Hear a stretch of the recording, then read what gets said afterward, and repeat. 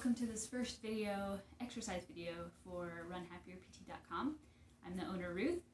I think I said in the introductory video that we would be starting from the ground and working our way up. So today we are talking all about the intrinsic muscles of the foot. Before I start, let me give my little disclaimer. So this video is intended for information only. I am a licensed doctor of physical therapy, but I'm not your physical therapist. So this video is not intended to diagnose, treat, prevent, or cure any injury or illness. And I highly recommend that you talk with your healthcare provider prior to starting any new exercise to make sure it's appropriate for you. So let's dig in. So the intrinsic foot muscles are these tiny little muscles that run on the inside of your foot. And their primary role is to stabilize the arches of the foot. So you have three arches in your foot. You have the big arch here, also have a smaller arch on the outside here, and then you have an arch that runs the opposite direction across this way underneath your foot. And so those arches have two main functions in your foot. Statically, or when you're standing still, they're a great shape to bear load without giving way. So the arch has been used for centuries in architecture because it's a very strong shape. So it's able to bear a lot of load down through it without collapsing. So that's the static reason for the arch. There's also a dynamic reason. So when we're walking and running, the arch functions kind of like a bow and arrow in reverse. So if you think about the bony arch being the bow, those little muscles and their tendons run kind of from the heel side a little more straight across towards the toe side. So they're kind of like the string on the bow. So when you take a step and you load that arch and it flattens down a little bit, that stretches on those muscles and tendons. And then as you push off and your arch resumes its resting length, that shortens those muscles and tendons, and they give off that energy that went into them as they were stretched, adding a little spring to your step.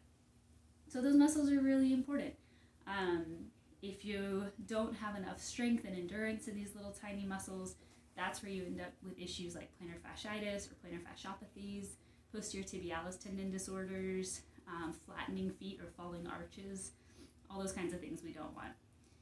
Complicating matters is a lot of us today spend most of our time sitting, and when we're sitting, the foot is unloaded, and so those muscles are just kind of at rest. They're not really doing anything. We also have access to really great arch supporting shoes, which is good if you're going to go out for a long walk, but if you're just up and about a little bit here and there throughout the day, that's keeping those muscles relaxed, so it's not allowing them to work during the day.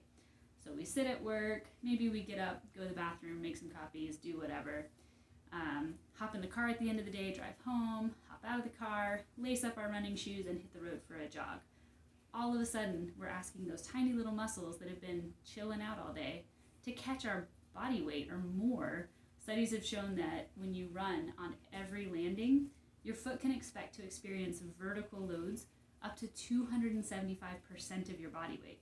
So if you take your body weight and you double it, and then you take 3/4 of your body weight and you throw that on top, that's how much load your foot is expected to handle with every single step on a run. So those little tiny muscles are going to be expected to do a lot of work, and that's where we run into injury risk, is not using those muscles all throughout the day and then expecting them to go catch 275% of our body weight for thousands of steps on a run. So today I just want to show you a few simple exercises that you can use to get those muscles of your foot stronger, a little more stable, more endurant, so that when you do go out for a run, they're better prepared to handle those loads.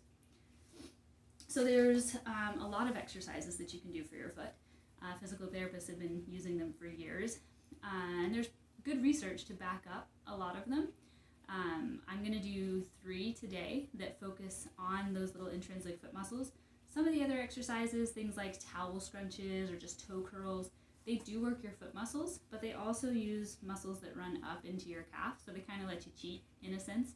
And so these 3 exercises have been shown in the research to really just focus on the muscles in the foot. There's a lot of little muscles in your foot, and they've been described as the core of the foot. So they function kind of like your core muscles in your trunk. They're designed to work together for stability. So These exercises are not really intended to isolate and really work one muscle over the others. They're just designed to work all of them together to help support the arches.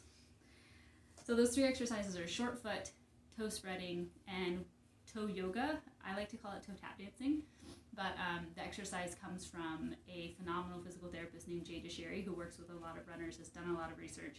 Amazing guy, written a couple books. Highly recommend that you look him up. So I wanted to give him credit for that exercise. I just have a different name I like to call it. Going to start off showing all of them sitting with the foot unweighted, because that's the easiest way to learn them. From there, I'll show you how to progress them to more challenging versions. So, short foot. If you're sitting, you can do these sitting in a chair. I'm just going to sit on the ground. You want the foot underneath your knee, so your ankle's at a nice 90-degree angle. I like to put something at the end of the toes, either a book, put your foot next to a wall, something like that. Because what you're going to do is from your resting position, you're going to try to scrunch your foot back away from that resting position. And it's only like a quarter of an inch to maybe a half of an inch of movement that you get out of this. So it's pretty awkward, and the first few times you try it, you might feel like you're not doing anything, which is why I like to have something kind of objective that you can see while you work on it.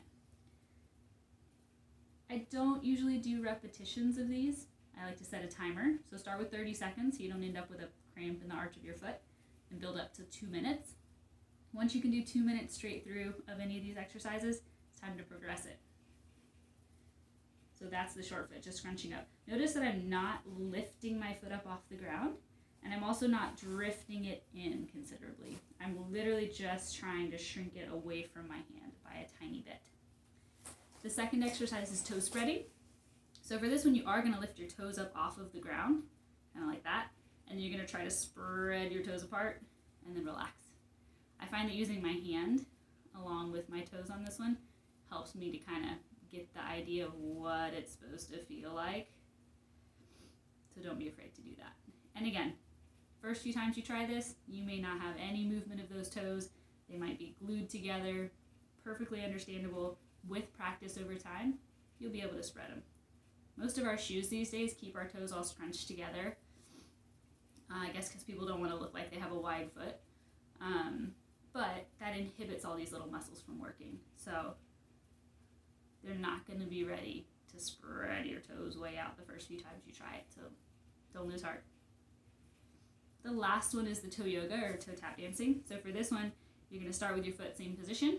Going to lift your big toe while keeping your other toes down, and then switch. Big toe comes down, little toes come up.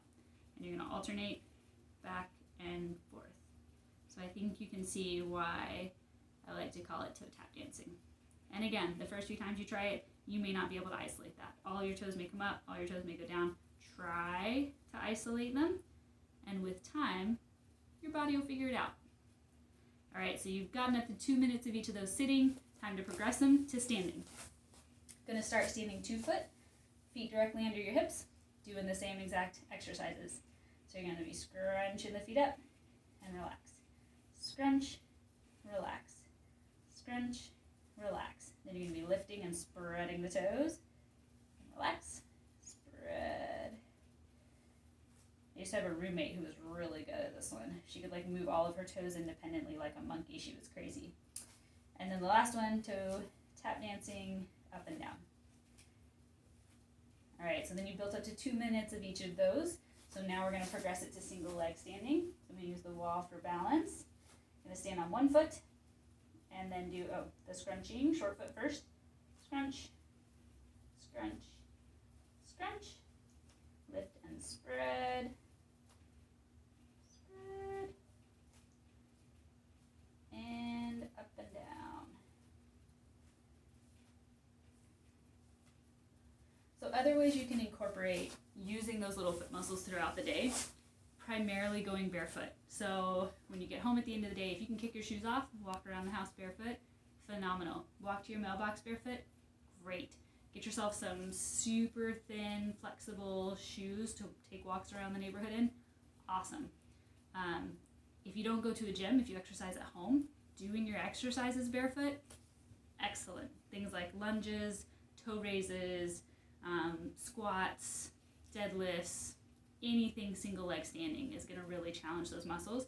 So I like just a basic single leg balance, and then toss in some little movements. Try to point at different things with your other foot.